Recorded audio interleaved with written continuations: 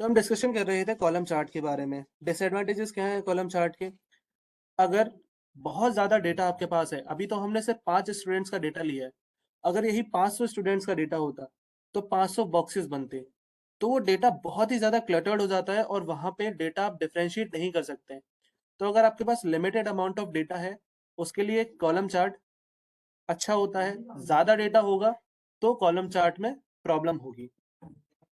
इसलिए डेटा जो होता है चार्ट्स के लिए यूजुअली समराइज्ड डेटा लिया जाता है डेटा विजुलाइज करने के लिए। दूसरा डेटा है वो है लाइन चार्ट। लाइन चार्ट किस लिए यूज किया जाता है? लाइन चार्ट का बेसिकली यूज करते हैं डिस्क्रीट वैल्यूज। जो हमने यूज करी डिस्क्रीट वैल्यूज कॉलम चार्ट के लिए यूज की गई। लाइन चार्ट का यूज करते हैं जब हमें एक कंटिन्यूअस पीरियड ऑफ टाइम के लिए किसी ट्रेंड को शो करना हो। इसके लिए हम किस तरह का डेटा सेट ले सकते हैं? मान लीजिए आपका कोई एग्जाम आने वाला है, उसके लिए आप मॉक टेस्ट सीरीज या प्रैक्टिस टेस्ट सीरीज लगा रहे हैं। तो उस सीरीज के लिए आपने कई सारे मॉक टेस्ट लगाए, हर एक में आपके कुछ स्कोर होगा। तो आपको अपने स्कोर ग्राफिकली रिप्रेजेंट करेंगे, या फिर इसका आप एग्जाम्पल देखें तो इस तरीके से हो सकता है किसी कंपनी का सेल्स डेटा है, किसी कंपनी का मंथली सेल्स डेटा रिकॉर्ड किया जा रहा है ओवर द पीरियड ऑफ 3, 4 और 5 ईयर्स। तो उसमें कंपनी अपनी परफॉर्मेंस एनालिसिस के लिए क्या करेगी, लाइन चार्ट्स ड्रॉ करती है कि मार्च, अप्रैल, मई, जून, जुलाई, अगस्त में उसका सेल्स किस तरीके से हो रहा है, कब उसकी सेल्स कम है और किस पीरियड में उसकी सेल्स ज़्यादा हो रही है। इसके लिए सेल्स का हम डेटा ले लेते हैं। यहाँ पे हम वापस आते हैं और इधर ले लेते हैं मंथ, यहाँ ले लेते हैं सेल्स। किस मंथ में कितनी सेल्स हुई, मान लीजिए जनवरी, फेब, मार्च, अप्रैल, मई, जून, जुलाई, सॉरी, फेब, मार्च, अप्रैल, मई, जून, जुलाई। 6 मंथ्स का हम डेटा ले लेते हैं। सेल्स जनवरी में मान लीजिए 23,000, 45,000, 28,000, 55,000, 10,000, 40,000 एंड 4,600। तो क्या होगा, हम इतने डेटा को सिलेक्ट करते हैं, इंसर्ट पे जाएंगे। इंसर्ट पे जाने के बाद यहाँ लाइन चार्ट को हम सिलेक्ट करेंगे और ये 2D लाइन चार्ट को हम कर देंगे इंसर्ट। अब देखिए यहाँ पे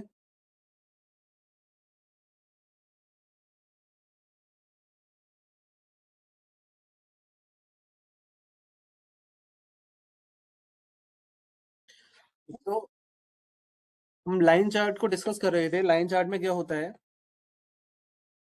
एक कंटिन्यूस पीरियड ऑफ टाइम के लिए हमने जनवरी से जुलाई तक का एक कंपनी का डेटा लिया है सेल्स का। अब यहाँ पे कंपनी अपनी परफॉर्मेंस एनालिसिस के लिए लाइन चार्ट का यूज कर सकती है एनालाइज करने के लिए कि कंपनी की सेल्स किस मंथ में कितनी है और कब कंपनी की परफॉर्मेंस कम जा रही है, कब उसकी परफॉर्मेंस अच्छी है। उसके बेसिस पर कंपनी स्पेसिफिक डिसीजन ले सकती है। जैसे हमने यहाँ पे डेटा लेबल्स ले लिए, तो डेटा लेबल्स किस तरीके से हमें देने हैं, लेफ्ट में दिखाना है, सेंटर पे दिखाना है, अबव दिखाना है, राइट दिखाना है, लेफ्ट दिखाना है। डेटा कॉल आउट वैल्यूज जैसे हमने पिछले बार यूज किया था, कॉल आउट वैल्यूज यहाँ पे भी हम यूज कर लेते हैं। इसका हम स्टाइल चेंज कर सकते हैं, अलग अलग स्टाइल्स हम यूज कर सकते हैं। तो इस तरीके से ये होता है लाइन चार्ट। लाइन चार्ट क्यों यूज होगा, थ्योरी में देख लेंगे।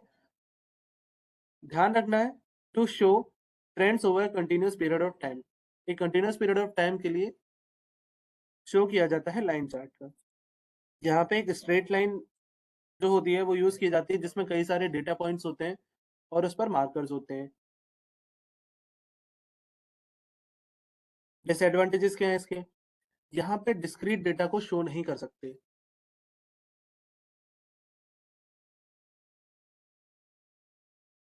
और ये इंडिविजुअल डेटा पॉइंट्स पर सही तरीके से एम्फेसाइज नहीं कर सकता है।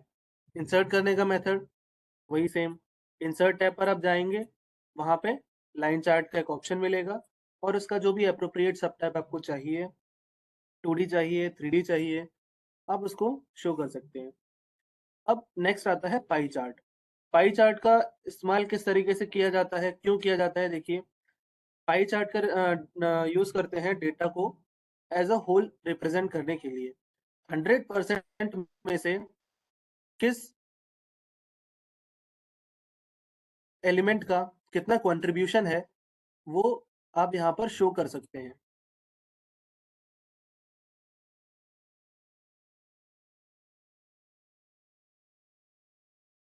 तो पाई चार्ट के लिए जो इम्पोर्टेंट चीज़ ये है कि एज अ 100 वो शो करेगा कि किस डेटा पॉइंट का टोटल में कितना कंट्रीब्यूशन है। किस तरीके से इसको इंसर्ट करते हैं, वही अपना सेम डेटा सेट ले लेते हैं, इसी हम डेटा सेट को उठा लेंगे, यहाँ पे पेस्ट कर देते हैं एंड इंसर्ट पे जाएंगे। यहाँ पे थर्ड नंबर पे ये है और यहाँ हम इंसर्ट कर देंगे पाई चार्ट। पाई चार्ट कुछ इस तरीके का दिखाई देता है। यहाँ पे हम डेटा लेबल्स भी ले लेते हैं। तो देखिए, यहाँ यहाँ आप देख सकते हैं data labels, call out values हम ले लेते हैं। यहाँ कंट्रीब्यूशन हम यहाँ साफ साफ दिखाई दे सकते हैं, जिसका प्रोपोर्शन सबसे ज्यादा होगा। जैसे अप्रैल है, अप्रैल 27% है। अप्रैल में जो सेल्स है उसका प्रोपोर्शन सबसे ज्यादा है, सबसे ज्यादा सेल अप्रैल में आई है एंड सबसे कम सेल जुलाई में है, जो कि ओवरऑल 6 मंथ्स की सेल का सिर्फ 2% है। तो इस तरीके से कई अलग अलग स्टाइल्स होते हैं। जैसे ये एक स्टाइल है, ये स्टाइल हम अप्लाई कर सकते हैं हमारी रिक्वायरमेंट के हिसाब से।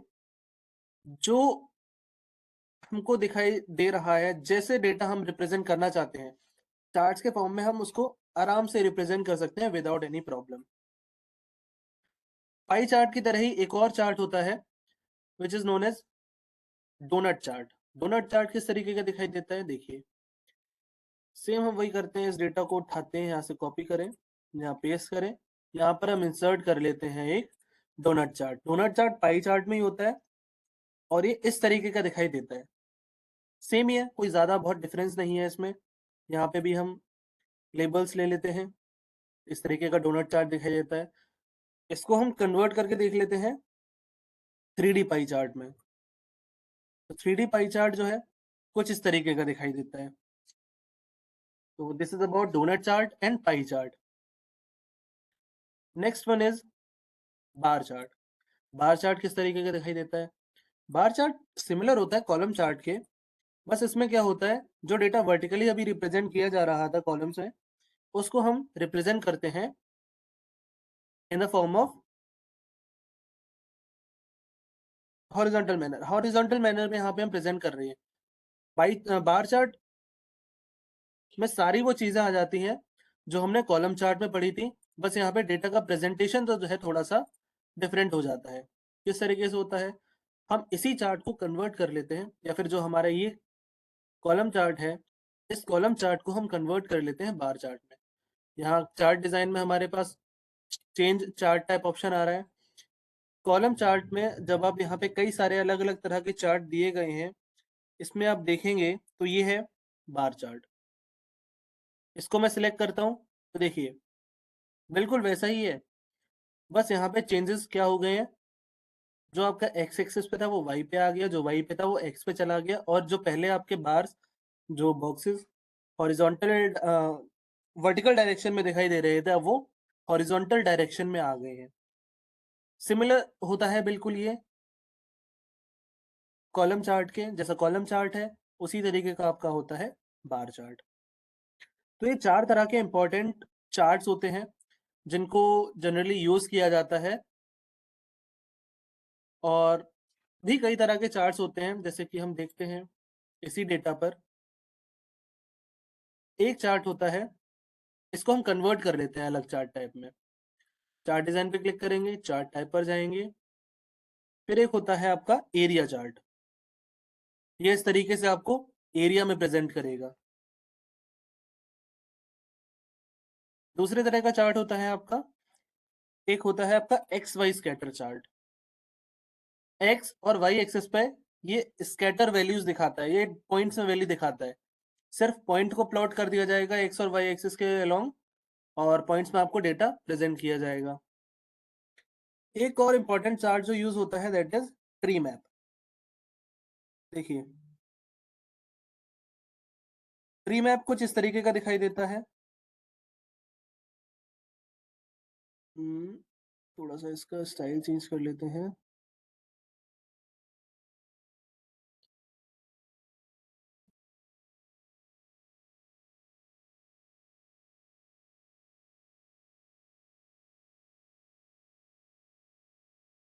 देखिए, ट्री मैप क्या है?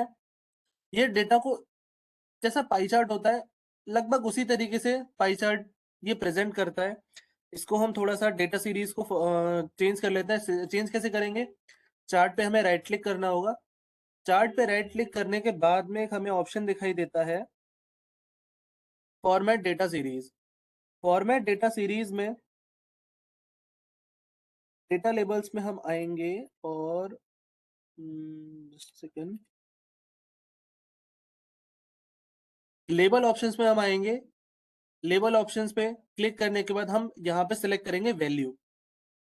वैल्यू जैसे ही हम सिलेक्ट करेंगे तो अब यहाँ पे देखिए नेम आ रहा है स्टूडेंट का, और कॉमा लगा करके उसकी जितनी परसेंटेज है जो उसने स्कोर करी है उसकी वैल्यू भी आ रही है, पॉइंट भी आ रहा है और वैल्यू भी आ रही है। ट्री मैप ऑलमोस्ट ऑलमोस्ट आप एक तरीके से कह सकते हैं कि ये पाई चार्ट की तरह होता है। ये उसका रेक्टेंगुलर प्रेजेंटेशन है। यहाँ पे ये चार वैल्यूज ऑलमोस्ट इक्विवेलेंट हैं और ये इनसे में सबसे छोटी है। फायदा क्या होता है इसका? जैसे ही आप इसका साइज आप ऊपर नीचे करोगे, बड़ा छोटा करोगे, इसके जितने भी ये बॉक्सेस बने हुए हैं ये ऑटोमेटिकली अपने आप को एडजस्ट कर लेते हैं चार्ट एरिया के हिसाब से। चार्ट एरिया को मैंने देखिए छोटा किया तो बॉक्सेस ने अपने आप को वैल्यूज के अकॉर्डिंग एडजस्ट कर लिया। थोड़ा सा मैं इसको वर्टिकली लंबा करूंगा तो चार्ट्स उस तरीके से अपने आप को, जितने भी इसके बॉक्सेस हैं, जितने प्लॉट्स हैं, वो एडजस्ट कर लेंगे। तो ये डिस्कशन हमारा था कि आप अपने डेटा को विजुअली किस तरीके से रिप्रेजेंट कर सकते हैं चार्ट्स के फॉर्म में। Bar chart, column chart, pie chart and scatter plot, X Y scatter plot, tree map, ये सारी चीजें हमने यहाँ पर डिस्कस करी। इसमें अगर किसी को कोई डाउट हो तो आप अपना डाउट अभी क्लियर कर सकते हैं।